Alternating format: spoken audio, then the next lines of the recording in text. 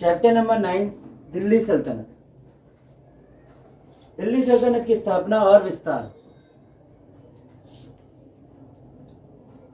तो यहाँ पर जितनी भी बात की जाएगी हिंदू जितने साम्राज्य के अभी अब तक किंग्स के बारे में हमने पढ़ा था, जितने राजाओं के बारे में हमने पढ़ा था, वो अब तक ख़त्म होने को कगार पे है और शुरुआत हो रही है अब इस्लामिक किंगडम की। जितने भी इस्लामिक नेम हैं वो अभी सिर्फ हमने सुनने को मिले थे, लेकिन अभी हमने पढ़ा नहीं, है ना। वो तो थोड़ा थोड़ा नाम आया था, जैसे कि 2 ही लोगों का अभी तक नाम सुनने को मिला था, गौरी और गजनबी, अभी तक के लिए केस में। लेकिन अब इस्लामिक लोगों का काफ़ी लोगों का नाम आएगा, क्योंकि अब जो है पूरी दिल्ली इस टाइम पर थी जब तक दिल्ली सल्तनत नहीं आई। दिल्ली सल्तनत से पूरी पहले की थी। तो पृथ्वीराज चौहान था उस टाइम पे, और पृथ्वीराज चौहान के टाइम तक वो लास्ट हिंदू किंगडम था, ये लास्ट हिंदू था, वो राजा सम्राट था जो दिल्ली पर राज कर रहा था। उसके बाद जब वो हटा और उस घटना के बाद मोहम्मद गौरी आया, उसके बाद सिर्फ इस्लामिक लोगों का राज रहा। इस्लामिक लोगों के हटने के बाद फिर सीधा ब्रिटिश लोगों का होगा, ब्रिटिश लोगों के एंडिंग के बाद, और सीधा इंडिपेंडेंस, आज़ाद भारत। तो इसके कारण क्या हो गया, वो लास्ट हिंदू राजा था जिसने दिल्ली पे शासन किया था। तो अगर आपने दिल्ली पे राज कर लिया, इसका मतलब आपने पूरे कंट्रोल कर सकते हो आप इंडिया को। वैसे टाइम पहले या तो पंजाब या तो फिर दिल्ली पे आ जाता है बात। तो लोग पहले पंजाब के अंदर घुसते हैं, उसके बाद दिल्ली में घुसते हैं। तो अब आ जाता है मोहम्मद गौरी का नाम, और मोहम्मद गौरी के बाद धीरे धीरे अलग अगले वंश, उसके अगले वंश, उसके अगले वंश हम पढ़ते रहेंगे। तो सबसे पहला वंश जो यहाँ पर कहा जाता है दिल्ली सल्तनत में, उसे गुलाम वंश के नाम से भी जाना जाता है। सन 1200 से लेकर 1526 के दौरान उत्तर भारत के विशाल भूभाग पर शासन करने वाले शासकों को सुल्तान और उनके शासनकाल को दिल्ली सल्तनत के नाम से जाना जाता है। कहाँ से टाइम आ जाता है आपका, 1200 से लेकर यहाँ बोला जा रहा है 1526 से लेकर, यहाँ उत्तर भारत की बात की जा रही है। क्योंकि देखिए साउथ भारत में जो है ना, साउथ इंडिया के अंदर ना शासन करना बहुत मुश्किल था। बीच में डेक्कन वाला जो एरिया आ जाता है, नर्मदा नदी आ जाती है, तो जितने साउथ के किंगडम्स थे ना, वो ना ज़्यादा यहाँ उनका फायदा हो रहा है, और जो नॉर्थ से यहाँ तक आ रहे हैं लड़ने के लिए, उनके लिए ज़्यादा लॉस का सा बात हो जाती है। तो कोई साउथ नहीं जीत पाता इतनी जल्दी, और साउथ ना जीतने की वजह से काफ़ी लोग ये सोचते हैं कि नॉर्थ में किंगडम कर तो रहे, तो वो नॉर्थ में ही बढ़ाते हैं अपने आप को, या नॉर्थ से ईस्ट बढ़ाते हैं, वेस्ट बढ़ाते हैं। वो साउथ की तरफ नहीं जाते, वो फ़ायदा का सौदा नहीं है। और साउथ के किंगडम इसी के कारण और ज़्यादा मजबूत होते हैं। ठीक है, वो लोग यहाँ आएंगे लड़ने के लिए, और नदी को पार करेंगे, जो बहुत बड़ी नदी है नर्मदा नदी, उसको पार करके यहाँ आएंगे, ये था। और यहाँ पर लोग पहले से बैठे, तुम नर्मदा नदी, तब तक वो नर्मदा नदी तक जब तक आएंगे उनकी काफ़ी खपत हो चुकी होगी, एनर्जी वेस्ट हो चुकी होगी, थक चुके होंगे वो, और ये लोग फ्रेश हैं। नर्मदा नदी को तुमसे ज़्यादा हम जानते हैं, इस एरिया को तुमसे ज़्यादा जानते हैं। अगर हम किसी के घर पे लड़ते हैं तो उसको ज़्यादा बेनिफिट होता है, या जो आया है घर में लड़ने के लिए उसका ज़्यादा बेनिफिट होता है? ऑब्वियसली बात है, जिसके घर के इलाके में लड़ रहे हो तुम, उसको ज़्यादा बेनिफिट होता है। इसलिए साउथ को जीतना थोड़ा मुश्किल था। अकबर ने यहाँ तक की कोशिश भी नहीं की जीतने की, अकबर ने ये तक नहीं की, क्योंकि वो जानता साउथ में जीता नहीं जा सकता, उसने की कोशिश भी नहीं की। बाबर के टाइम पे साउथ में जो किंगडम था, वो बाबर को जानते हो, उसके दादा, अकबर के दादा। तो बाबर के टाइम पे जो किंगडम था, उस टाइम पे उसको नाम सुना होगा तेनाली रामन, जो चतुर था, बहुत माइंड बहुत तेज। एक तो बीरबल को कहते हैं बहुत माइंड तेज है, तेनाली रामन को कहते हैं, कार्टून भी आता था उसका तेनाली रामन। तो वो तेनाली रामन जो है ना, वो उसका जो शासक था कृष्णदेव, ये थे कृष्ण राय देव ऐसे करके थे, वो बाबर के टाइम पे थे। तो बाबर कभी भी नीचे नहीं है, उसको पता था कृष्णदेव को के ऊपर बाबर रहता है, बाबर को भी पता है कोई कृष्णदेव नाम का व्यक्ति है वर्तमान, लेकिन कभी उन्होंने आपस में क्लैश नहीं किया, क्योंकि साउथ में जाना थोड़ा बेवकूफ़ी वाला काम। 1526 में जाके इसलिए बोला गया क्योंकि औरंगजेब की जिद हो गई कि मुझे भी साउथ जीतना, और साउथ जीतने के चक्कर में उसने अपना सारा चीज़ खो दिया, सब खो दिया, और किंगडम वहीं पर ख़त्म हो गया। तो यहाँ पर आ जाता है एक आक्रमणकारी तुर्क मोहम्मद, कर दिया वैसी वाली बात, ये वाली बात कर दी इसने, मोहम्मद गौरी। नाम बहुत इजी, कोई अभी तक मुश्किल नहीं आया है, मोहम्मद गौरी। तो मोहम्मद गौरी उस टाइम पर एक तुर्क आक्रमणकारी है। होता क्या था, इंडिया में सभी निर्णय बना के तो यही आते थे कि इंडिया आएंगे जीतने की, ठीक है। इससे पहले के जितने के आक्रमणकारी आए हैं, सबसे पहले तो कासिम आया, ठीक है, मीर कासिम करके वो आया। फिर और भी आए थे, गजनवी आया है, बहुत से लोग। वो लोग चाहते तो थे इंडिया को करने के, लेकिन इंडिया को कंट्रोल नहीं कर पाते क्योंकि उस टाइम के जो किंग्स थे वो थोड़े पावरफुल ज़्यादा थे, और उसके चक्कर में वो कर जीत तो नहीं पाते थे, तो वहाँ से लूटपाट करके आ जाते थे, ठीक है। जिसमें गुजरात का वो सोम मंदिर बहुत फेमस आ जाता है, आया गुजरात में और सोम मंदिर में बहुत लूटा गजनवी ने और अपने जगह पे ले आया, क्योंकि इंडिया में था ही इतना ज़्यादा गोल था, इतना ज़्यादा बेशकीमती चीज़ें थी कि उठा के वो चुरा के ले जाता था। मोहम्मद गौरी ने भी कोशिश की थी कई बार, लेकिन वो पृथ्वीराज चौहान के सामने बार बार हार रहा था, लेकिन लास्ट में जीत भी गया, और जब जीता तो फाइनली उसने अपना किंगडम लिख दिया। पृथ्वीराज रासो एक बुक है जिसको लिखा था उसके ही चंद्रबरदाई, उसका कवि था पृथ्वीराज चौहान का। मैंने पहले भी सिखाया कि हम कवियों पे भरोसा इसलिए नहीं करते क्योंकि वो उनके संरक्षक हैं। मैं आपको आपका पनाह दूंगा तो आप मेरे बारे में बुरा क्यों लिखोगे, आप मेरे लिए बड़ा बड़ा बात लिखोगे। तो इसलिए दो कहानियाँ आ जाती है, एक जिसके ऊपर सीरियल मूवीज़ बन जाती है, और वो कहते हैं कि 12-13 बार लड़ाई हुई थी और 12-13 बार भी पृथ्वीराज चौहान ने मोहम्मद गौरी को यूँ छोड़ दिया, जा माफ़ करता हूँ, और 13वीं बार में नहीं कर पाया, 13वीं बार में मोहम्मद गौरी जीत गया और इसको लेकर चलेगा। और वहाँ पर वो पृथ्वीराज रासो का जो है चंद्रबरदाई वो कवि आता है और वो बोलता है कि ये आँख जो है बंद करके भी, इसकी आंखें फोड़ दी गई थी पृथ्वीराज चौहान की, तो कहते आँख बंद है ना तब भी ये तीर एकदम निशाने पे लगा सकता है, मतलब शब्द भेदी बाण, सिर्फ साउंड पे निशाने लगा सकता है। तो मोहम्मद गौरी ने कहा ये भैया ये कैसे हो सकता है, करके दिखाओ। तो उसने कवि ने हिंदी वाले कविताओं में जो भी संस्कृत टाइप की जो भी कविता उनमें बता दिया कि वो डायरेक्शन सब बता दिया उसको, और तीर जब उसने चलाया मोहम्मद गौरी हंस रहा था तो वहाँ पर तीर चलाता है, मोहम्मद गौरी की गर्दन में रखती है, मोहम्मद गौरी वही मर गया, और ये दोनों एक दूसरे को घोप देते हैं और ये दोनों ही मर जाते हैं। अब एक्चुअल कहानी बता देता हूँ जिसको इतिहास मानता है। ये तो किताब है, पुस्तक को हम सिर्फ जानने के लिए कहानी के रूप में देखते हैं, इतिहास को रूप में नहीं देखते, हम थोड़ा पीछे रख देते हैं। अब इतिहास को लेकर चलते हैं। इतिहास को लेकर अगर हम बात करें तो वो चलता है इस तरीके से कि वो उसको पृथ्वीराज चौहान को उसने वापस गद्दी दे दी थी, मोहम्मद गौरी ने उसे वापस गुजरात पर शासन करने के लिए दे दिया था और कहा था आप गुजरात पर शासन करो लेकिन मेरे अंडर। वो अंडर पे शासन भी कर रहा था, लेकिन उसके मंसूबे थे कि उसे हराने के, और उसने कोशिश भी की थी, और इस कोशिश के चक्कर में उसे पकड़ के वापस अफगानिस्तान ले गया जाए और वहां पर से मार दिया और उसके बेटे को गद्दी दे दी गई। 1526 में इसलिए बोला गया कि 1526 के बाद कोई साउथ में इसलिए नहीं गया क्योंकि 1526 में मुगल वंश का स्थापना हो जाती है और इसके संस्थापक बाबर है जिसने पराजित कर भारत में मुगल वंश की नींव ली। तो यहाँ पर बात की गई आक्रमणकारी तुर्क मोहम्मद गौरी की, जिसने बहुत प्रसिद्ध थे और बहुत प्रसिद्ध शासक को इन्होंने हराया था पृथ्वीराज चौहान, और जिसकी सत्ता को हराकर इन्होंने खुद उस सत्ता को ले लिया था और इसके बाद दिल्ली में अपना स्थापित किया। सुल्तानों ने सन 1200 से लेकर 1526 तक लगभग 300 वर्षों तक राज किया। सल्तनत के आखिरी सुल्तान जो थे वो इब्राहिम लोदी है, जिसपे ये लोदी का मकबरा बनाया ना, लोदी गार्डन, इब्राहिम लोदी। तो इसके बाद लोदी को जब लोदी आया, ये जो लोदी है फाइनली इसको हराकर मुगल आ गए, और कौन आया था? बाबर 1526 में। वो भी इसको इंडिया नहीं चाहिए था, जैसा अल्टरनेटिव मांगते हो ना, अल्टरनेटिव है कि ले लूंगा तो तेरे को भी, पहले इसको यूज कर लूँ, ऐसा था। इंडिया उसे चाहिए भी नहीं था, इंडिया लास्ट ऑप्शन था, एक सेकंड ऑप्शन कि चलो इंडिया कर लेंगे राज, पहले मुझे अपनी गद्दी चाहिए। इसकी गद्दी जहाँ पर थी ना उसको वो गद्दी चाहिए थी, लेकिन वो नहीं मिली तो उसने सोचा कि यार अब क्या ज़्यादा भटकूं, चलो इंडिया जीत लेते हैं। तब इंडिया जीता उसने, मतलब उसके लिए एक सेकंड ऑप्शन है इंडिया। तो सोचिए इंडिया कितना वीक चल रहा है, तो उसके लिए एक सेकंड ऑप्शन मान रहे हो, यूं ही जीत रहा है। खैर यूं ही नहीं, मेहनत तो सभी करते हैं। वो तोप लेकर आया था यहाँ पर, और तोप यहाँ पर देखे नहीं किसी ने, बंदूकें तो देखी है, तलवार देखे हैं, तलवार तो है ही, तोप नहीं देखा किसी ने। ये तोप लेकर आया था, और तोप से हार जाते हैं लोग, क्योंकि जब चीज़ पहली बार देखी हो तो कभी जानते नहीं उससे जीतना कैसे।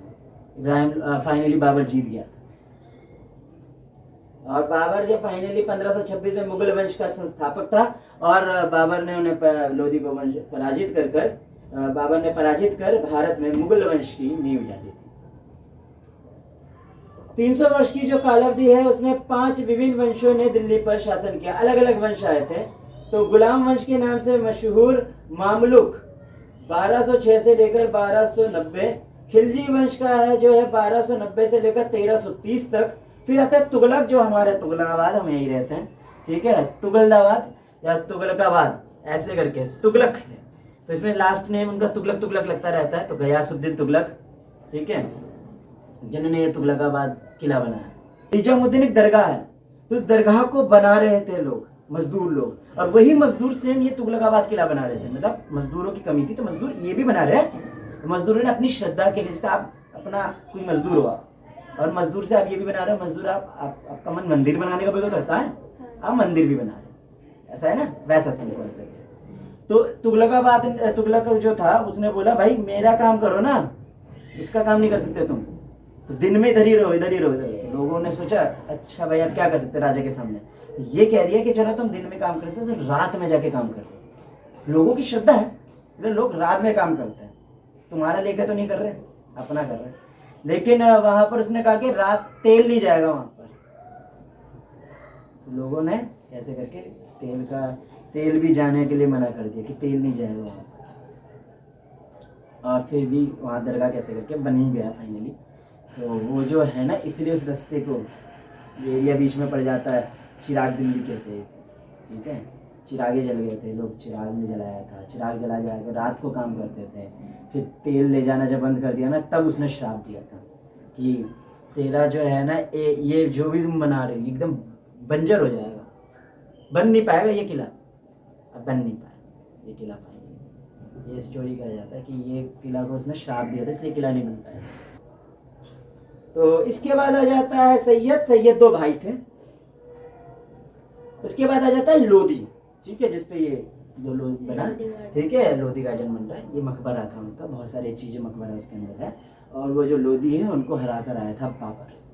अब बाबर के बाद हम जानते हैं, बाबर के बाद हुमायूं के बाद अकबर, ये सब जानते हैं, इसके बारे में तो सब पढ़ा। बाबर से पहले शायद किसी ने पढ़ा नहीं होगा, आपको ज़्यादा पता नहीं होगा बाबर से पहले, लेकिन बाबर के बाद आप पूरा जानते हो कौन सा है ना, मुगलों का।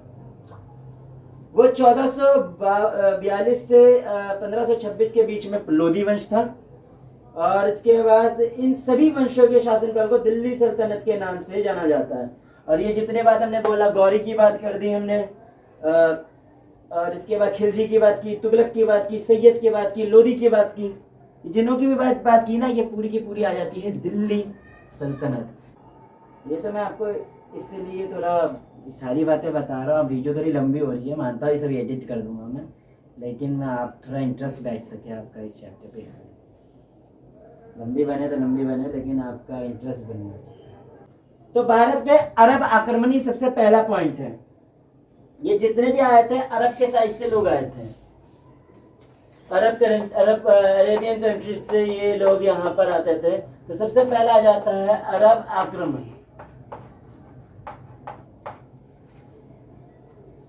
आठवीं शताब्दी की शुरुआत में भारत के उत्तर पश्चिमी क्षेत्र पे अरबों का आक्रमण होना शुरू हुआ। मतलब अरबों का मतलब होता है अरब की कंट्रीज के अंदर भी जितने भी लोग हैं, आक्रमणकारी ले लो या शासक ले लो, वहां के लोग इंडिया में आक्रमण कर रहे थे। तो 712 में भारत पे किए गए आक्रमण का नेतृत्व किया था उम्मयद खलीफा के सेनापति मोहम्मद बिन कासिम। मैंने नाम लिया था आपको पहले भी, मोहम्मद बिन कासिम। ये सबसे पहला व्यक्ति है जिसने इंडिया पे आक्रमण किया था। इंडिया पे आक्रमण करने वाला सबसे पहला है 712 में मोहम्मद बिन कासिम। अब अगर कासिम भी लिखोगे तो भी चलेगा कि कासिम नाम का अगला कोई आदमी नहीं मिल रहा। जैसे गौरी भी लिख दोगे तो भी चलेगा कि गौरी नाम का कोई और आगे नहीं है, ठीक है। गजनवी लिख दोगे चलेगा, गजनवी आगे कोई नहीं मिलेगा। और अकबर भी लिख दोगे तो चलेगा। अब जलालुद्दीन मोहम्मद अकबर लिखने की जरूरत नहीं है, अकबर भी लिख दोगे तो भी चलेगा। नाम तो पूरा ये है जलालुद्दीन मोहम्मद अकबर, अब अकबर भी लिख दो तो भी चलेगा। और एक और बात है, यहाँ से जितने भी नाम लिए जाएंगे ना, वो है सुल्तान, सुल्तान के नाम से जाने जाते हैं। पर जैसे मुगलों की बात आ जाती है तो उनको कहा जाता है शहंशाह, सुल्तान नहीं कहते, शहंशाह कहते हैं। आपने वो मूवी देखी है? अरे वो जिन वाला खींचते हैं और जिन से निकल के आता है, हाँ, अलादीन। हाँ, सब लोगों को क्या कहा जाता है वहां पर जो किंग्स होते क्या कहते हैं? सुल्तान। हाँ। किंग तो शहंशाह नहीं कहते, वहाँ सुल्तान कहते हैं। अरबों में जो किंग्स होते हैं ना उन्हें सुल्तान ही कहा जाता है। ये अरब से नहीं है ना, ये जो अकबर है ये अरब से नहीं है, ये तुर्क की साइड की नहीं है, वो वहाँ से मंगोल की साइड से भी पड़ जाता है इनकी माँ का, तो इसलिए थोड़ा अलग हो जाता है। तो आपको यहाँ पर इस्लाम का उदय दिखाया जाएगा। सबसे पहले इस्लाम का उदय कैसे हुआ, ये कोटेशन के अंदर, जिसमें अगर मैं छोटी सी बात कह देता हूँ तो मोहम्मद साहब जो है पैगंबर, एक पैगंबर के रूप में आए थे उस टाइम पे इस्लामिक रूप में। तब मूर्ति पूजन हुआ करता था और लोग इस चीज़ को खंडित करने के लिए मोहम्मद साहब ने बोला कि उन्होंने एक बात बताई कि मूर्ति से हम भगवान से कनेक्ट नहीं हो सकते, आपको अगर भगवान से कनेक्ट होना है तो आप डायरेक्ट कनेक्ट होइए। ये मन से आप कनेक्ट हो सकते हो, डायरेक्ट हो सकते हो, मूर्ति का कोई सहारा लेने की जरूरत नहीं है। इस चीज़ के खिलाफ उनके कई लोग आए, उनके खुद से भी आ गए, उनके कबीलों से भी बोला, उनको यहाँ से निकाल दिया गया। तब भी वो बने रहे, फिर बाद में उनकी बात को सही किया गया और फिर वो मक्का की तरफ चले गए, ठीक है। और मक्का पे जब वो चले गए तो फाइनली उनकी मृत्यु हुई, कभी आगे जाकर उनकी मृत्यु हुई। और जब वो उनकी मृत्यु हुई तो उनकी बात आगे कौन लेकर जाएगा, तो वो उत्तराधिकारी होते थे और उनके उत्तराधिकारी को फाइनली खलीफा कहा जाने लगा। तब जब सारी चीज़ें शासन होने लग गई, खलीफाओं से होने लग गई, ठीक है। उसके यहाँ पे 4 खलीफा थे। तो यहाँ पर उदय और विस्तार के बारे में बताया जाएगा। तो नॉर्मली आप अगर सिर्फ पढ़ोगे तो उसमें सिर्फ उनके नेम्स और उनके ईयर होंगे, तो उनको सिर्फ लाइन से लिखिए, काफ़ी चल जाएगा, इतना काफ़ी। अरब की विस्तार की कहानी उल्लेखनीय है, पूर्णतः निपुण थे। 623 से 637 के मध्य अरबों ने पश्चिमी एशिया, जॉर्डन, सीरिया, इराक, तुर्को, पर्शिया पर विजय हासिल की। उन्होंने उत्तरी अफ्रीका, दक्षिण यूरोप में अपना झंडा लहराया। सन 637 से लेकर 639 के दौरान मिस्र भी अरबों के अधीन हो चुके थे। 712 तक स्पेन में प्रवेश के उपरांत जल्दी उन्होंने फ्रांस की ओर कूच किया और 8वीं शताब्दी तक अरबों ने स्पेन से लेकर भारत तक भूमध्य सागर, हिंद महासागर के व्यापार को संयुक्त करते हुए मुख्य भूमिका हासिल की। तो वहाँ पर आपको बहुत सारी जगह दिखाई जाएंगी, जैसे मैंने अभी इतने सारे नाम लिए हैं और वो सारे नाम जितने भी आपका एरिया पड़ता है, जिसमें पश्चिमी एशिया, जॉर्डन, सीरिया, इराक, ये सारे जितने भी नाम पड़ते हैं। और उसके बाद उन्होंने फ्रांस तक कूच करने की कोशिश की थी। मिस्र इनके अंडर में आ जाते हैं और इन सभी नाम धीरे धीरे उसके बाद फिर वो भारत की तरफ, भूमध्य सागर और हिंद महासागर की तरफ, वो व्यापार की तरफ रुख करते हैं। इस तरीके से वो अरब अपने जो किंगडम है उसको बढ़ाने की कोशिश कर रहा था, ठीक है।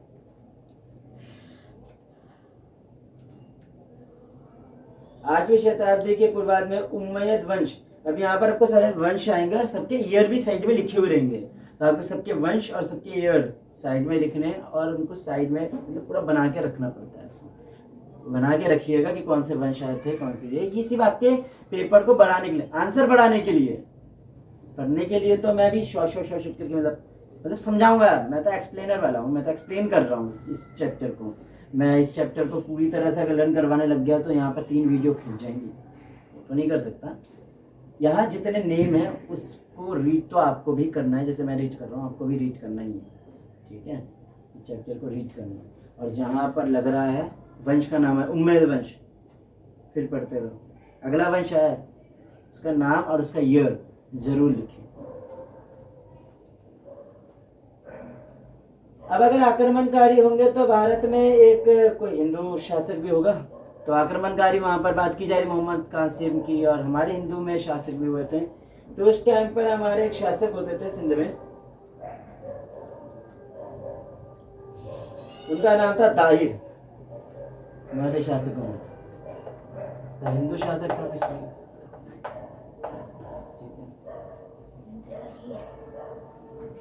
तो हालांकि सिंध पर आक्रमण का कारण देवोल के लुटेरों द्वारा अरब मालपोतक मालवाहक पोतों में हुई लूट का बदला लेना था, लूट की बदला लेना था, किंतु राजा ताहिर ने लुटेरों को दंडित करने से इनकार कर दिया। इराक से शासक हज्जाज ने मोहम्मद बिन कासिम के नेतृत्व में एक सेना भेजी। 711 में वह सिंध पहुंचा तथा समुद्र तट पर राज कर रहे देवोल को पराजित किया।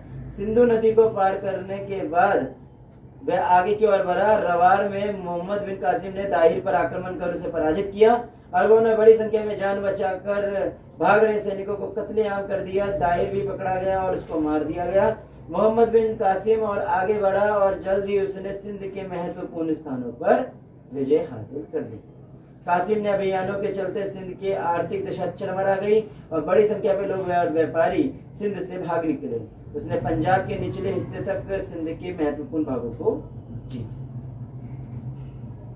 काफी हद तक सिंध के कई हिस्सों में हमें मुसलमान शासक देखने को मिलते हैं। इसके बाद जो अगला शासक आ जाता है, कासिम हो चुका है, उसके बाद आ जाता है मोहम्मद गजनवी। ठीक है, इसने कई हद तक कासिम ने भी किया था। उस टाइम पे ताहिर था, ताहिर को भी पराजित किया। कई व्यापारियों को, मतलब सामने जितने लोग आ रहे थे उनको मार रहा था, कई लोग भाग रहे थे उनको पकड़ रहा था ये।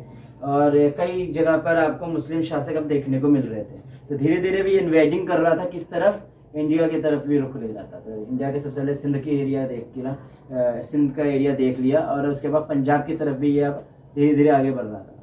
इसका मतलब इंडिया में अभी धीरे धीरे इन्वेडिंग हो रहा है। अब आ जाता है महमूद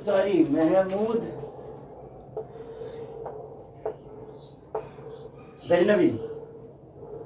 महमूद गजनवी ने 1000 से लेकर 1026 के दौरान कुल मिलाकर 17 बार आक्रमण किया था। 1000 से लेकर 1026 के बीच में 17 बार आक्रमण किया।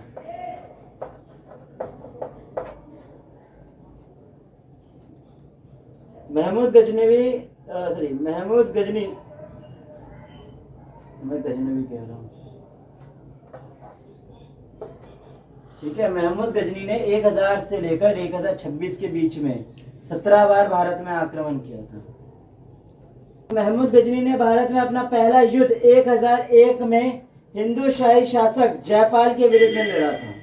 ठीक है, फिर 1004 से लेकर 1006 के दौरान गजनी ने मुल्तान के शासकों पर धावा बोला था।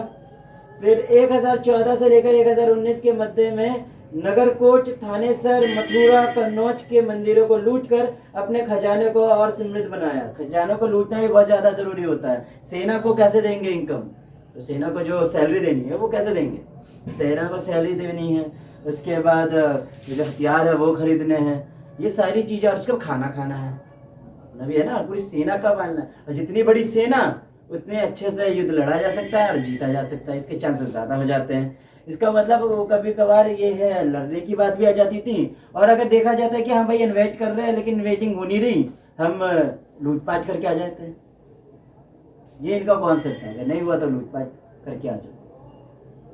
और इनका कॉन्सेप्ट होता है एक था कि जो लोग इनको भेजते थे ना, वो लोग इसे दाउल इस्लाम बनाने की कोशिश करते थे। दाउल इस्लाम का मतलब होता है कि भारत को पूरे का पूरा मुस्लिम कंट्री बनाइए, कन्वर्शन कीजिए, चेंज कीजिए इनका धर्म, मुस्लिम बनाइए इन्हें, इसे दाऊद इस्लाम कहते हैं। बाबर को भी इसलिए दिया था सपोर्ट कि वो दाऊद इस्लाम बनाए, हुमायूं को भी इसलिए सपोर्ट दिया था कि वो दाऊद इस्लाम बनाए। लेकिन अकबर को जब ये बात की गई थी तब बनने से रिजेक्ट कर दिया था कि मुझे इस बनने का कोई शौक नहीं। इस चक्कर में इराक से उनको लड़ाई भी करनी पड़ी थी, ऐसा फिल्मों में दिखाते हैं। ठीक है, बाकी क्योंकि अकबर धर्म वरम पे विश्वास रखता नहीं, तो उसके देखा होगा उसने एक और बनाया था दीन हिलाई करके, ताकि ना हिंदू ना मुस्लिम ये ले लो भैया, लड़ाई मत करो। ये अकबर को लड़ाई नहीं पसंद थी इस चीज़ों में, मुद्दों पे, धर्म के मुद्दों पे। तो अकबर लड़ाई बहुत कम करता था, दिमाग चलाता था, दोस्ती कर लो, शादी कर लो, अपने ऑटोमेटिकली झगड़े करने की ज़रूरत ही नहीं है, ये अकबर करता था। तो दाऊद इस्लाम बनाने के लिए ही भेजा जाता था। वो अगर आप बोलोगे कि मेरे को सेना दो, तो वो सेना किस भरोसे देंगे आपको, वहाँ की खलीफा आपको सेना किस भरोसे देंगे, ताकि इस्लाम का वहाँ पर भी उदय करो, वहाँ इस्लाम लाओ। और अगर इस्लाम लाने के लिए नहीं कर रहे हो तो फिर दिक्कत हो जाती है। 1008 में नगरकोट मंदिर पर किया गया आक्रमण उसकी सबसे महान विजय के रूप में जाना जाता है।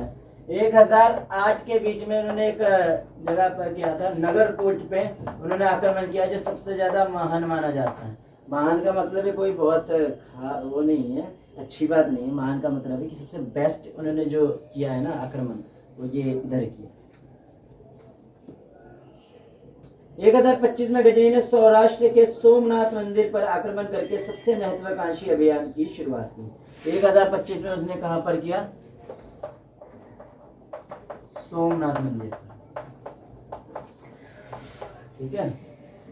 आपको लगता है कि आपको अपना साम्राज्य बढ़ाना है, और तब आप क्या करते हो, सामने वाले देश को या कोई भी देश आपको लगता है जिसके अंदर में पैसे ज़्यादा हैं, तो बस उसके संपत्ति को छीन कर ले आओ ताकि आपके यहाँ की चीज़ें बढ़ सकें। ठीक है, आप और ज़्यादा मजबूत हो सको। गजनी वंश के कुछ शासकों का नियंत्रण पंजाब तथा सिंध के कुछ हिस्सों में था। 1135 तक चलता रहा और इन आक्रमणों ने भारत की राजनीति की दुर्बलताएं उजागर की। मोहम्मद गौरी, इसका नाम भी टोटल पूरा ये नहीं है, इसका पूरा नाम है शहाबुद्दीन मोहम्मद उर्फ मोहम्मद गौरी। ठीक है, आप इजीली मोहम्मद गौरी को लिख सकते हैं। तो मोहम्मद गौरी 1173 में मोहम्मद गौरी गजनी की गद्दी पर बैठा, और इसका ईयर पूरा दिखाया जा रहा है 1173 से लेकर 1206 के बीच। तो आपको इस तरीके से लिखना है। ख्वारिज्मी साम्राज्य की शक्ति बढ़ते ही बल का सामना करने पर गौरी वंश सक्षम नहीं था, अतः उन्हें भांप लिया था कि मध्य एशिया से उसे कुछ भी हासिल नहीं होने वाला, इसलिए वहां मध्य एशिया से उसको साइड होना था। ठीक है, उसने मध्य एशिया से कुछ नहीं मिलने वाला, तो मोहम्मद गौरी ने अपना विस्तारवादी महत्वाकांक्षाएं पूरी की और वो भारत की ओर आ गया। भारत में उसने लूटपाट करने के स्थान पर स्थायी शासन की स्थापना के पक्ष में था। उसने सोचा लूटपाट करके वापस अपनी जगह भागो, फिर वापस आओ, फिर लूटपाट करो, फिर भागो, ये लॉजिक नहीं अपना। उसने सोचा कि यही अपना शासन कर लेता है। उसके सभी अभियान सुनियोजित थे, पर हर जीते हुए क्षेत्र में एक सेनापति की नियुक्ति की और जो उसकी अनुपस्थिति में शासन का संचालन कर सके। तो उसने सोचा अगर मैं हर जगह नियुक्त करता हूँ लोगों को, जहाँ पर से भी मैं जीत के या आता हूँ, तो फिर वहाँ पर वो शासन करता रहे, सब कुछ व्यवस्थित रहे, साम्राज्य को बढ़ा सकेंगे। मोहम्मद गौरी ने अपना पहला अभियान जो है वह 1175 में छेड़ा। उसने मुल्तान की ओर रुख किया और उसके शासक को मुक्त कराया। इस अभियान के तहत उसे भाटी राजपूतों से कच्छ को जीता। कच्छ आ जाता है गुजरात का नॉर्थ वाला हिस्सा। ठीक है, 1178 में उसने पुनः गुजरात पर विजय हासिल किया और आक्रमण किया, किंतु गुजरात के जो चालुक्य शासक थे भीमदित्य, उसे अहिलवारा के युद्ध में पराजित कर दिया। हालांकि यह हार भी उसने निराश ना कर सकी। उसने समझ लिया था कि पंजाब में मजबूत आधार बनाए बिना भारत के अन्य हिस्सों को जीत नहीं सकते। उसने गजनवी शासकों के खिलाफ पंजाब में अभियान आरंभ किया और उसके बाद 1189 से लेकर 80 में पेशावर और 1186 में लाहौर पर उसका कब्जा हुआ। सियालकोट का किला देवोल अगला शिकार बने। इस प्रकार 1190 तक मुल्तान, सिंध और पंजाब उसके अधीन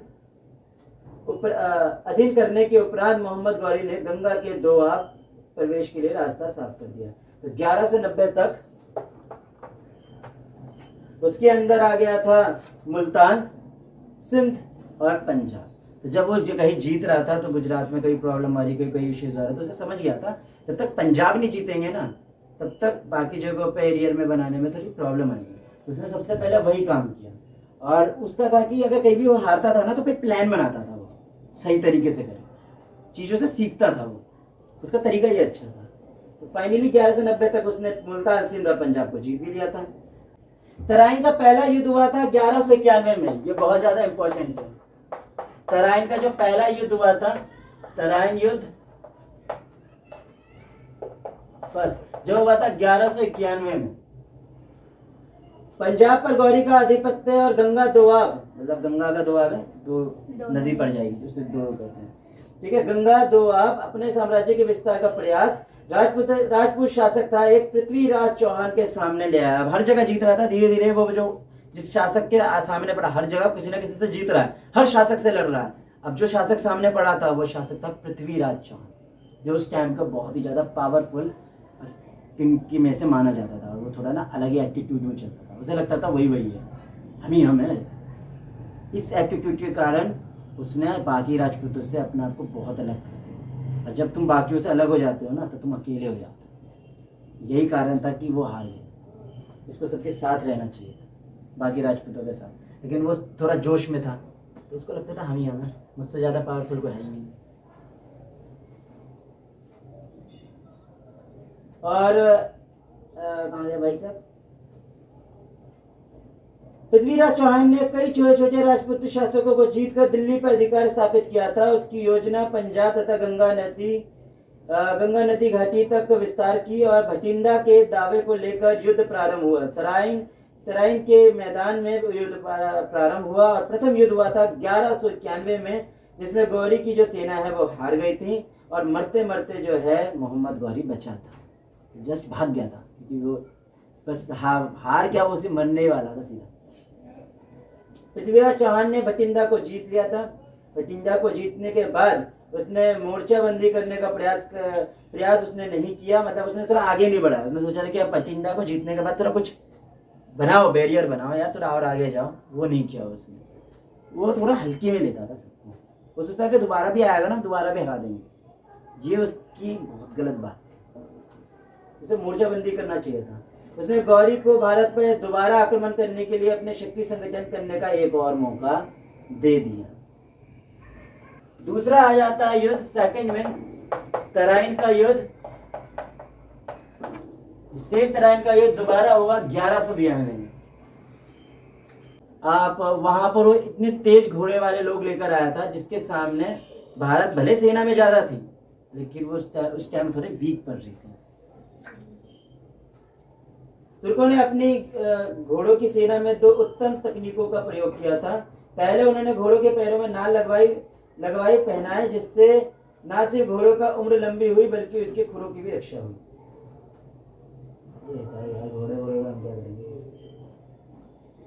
पृथ्वीराज चौहान ने भी भागने का प्रयत्न किया, किंतु सरस्वती नदी के निकट वह पकड़ा गया और तुर्की सेना ने हांसी, सरस्वती, समाना के किलों पर कब्जा कर लिया। इसके बाद वह दिल्ली तथा अजमेर की ओर बढ़े। तो लड़ाई हुई थी और फाइनली जैसे कि मैंने बताया कि तेज घोड़ों के जो वाहक है वो ज़्यादा आ गए थे, उसके से डिफीट नहीं कर पाए, क्योंकि तुर्की घोड़े जो होते हैं ना वो ज़्यादा फास्ट दौड़ते हैं एज कम्पेयर टू इंडियन के जो घोड़े हैं। वो अगर ज़्यादा तेज़ दौड़ेंगे तो ज़्यादा स्पीड मिलती है, ज़्यादा स्पीड के कारण इंडिया की जितनी भी संख्या थी वो ज़्यादा होने के बावजूद भी उसके सामने कम पड़ रही थी। तो पृथ्वीराज चौहान भी भाग रहा था, जिसको फाइनली उसे पकड़ा गया। तराइन के युद्ध के बाद मोहम्मद गौरी ने अपने सेनापति कुतुबुद्दीन ऐबक के हाथ में भारत की सत्ता सौंपकर गजनी वापस लौट गया। कुतुबुद्दीन ऐबक, और इसी का मैंने बताया था कि दिल्ली जीत गया था, इसीलिए दिल्ली के जश्न के ऊपर उसने कुतुब मीनार बनाया था। और कब चला गया ये वापस? फाइनली 1194 में कुतुबुद्दीन ऐबक को उसने सत्ता दे दी और खुद चला गया। क्योंकि वो करता क्या था, जीतता था वहां पॉइंट करता था और चला जाता था, जीतता था पॉइंट करता था और चला जाता था।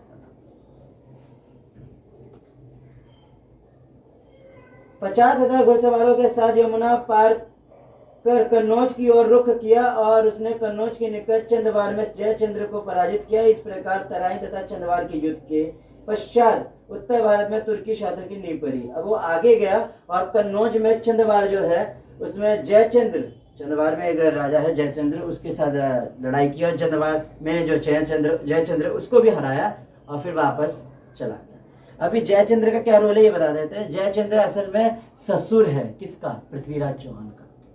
बताइए, अपने ही जमाई के खिलाफ लड़ा है। तो इसको कई बार कहते थे कि ये थोड़ा सा वो है, उसमें गद्दार के रूप में जाना जाता है, कहीं कुछ और कहा जाता है। जयचंद्र का इसलिए क्योंकि इसकी बेटी को भगा के लेकर गया था पृथ्वीराज चौहान। पृथ्वीराज चौहान इतना ज़्यादा पावरफुल समझता था कि वो सोचता था कि मैं कर सकता हूँ, हर चीज़ कर सकता हूँ। तो उसने कोई गलत नहीं किया था। रियलिटी में उसका आगे कि संयोजित था और वो दोनों प्यार करते थे, और वो इसको इसलिए पसंद नहीं करता था क्योंकि पृथ्वीराज चौहान अपने आप को बहुत ज़्यादा पावरफुल समझता है।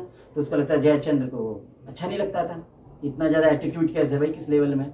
इसी के कारण वो उससे शादी नहीं करवाना चाहता था। और उसने एक पुतला खड़ा कर दिया था दरबारी के रूप में, किसका, पृथ्वीराज चौहान का, दरबारी बना दिया था। और उसको कहा था भाई वरमाला डालो, तो उसने क्या कर दिया था, संयोजिता ने उस दरबार में जो पुतला है ना, उस पुतले पे माला डाल दी थी। ये रियलिटी स्टोरी दी गई है, ठीक है। तो पृथ्वीराज चौहान आया और संयोजिता को भगा के ले गया, तो उसका अपमान हो गया जयचंद्र का, इसलिए उसने मंसूबे बनाए इसके साथ मिलके। तो गौरी ने सोचा कि जो व्यक्ति अपने परिवार का नहीं है वो मेरा क्या होगा, इसलिए उसने जाके चंदवार में जाकर उसे हरा दिया।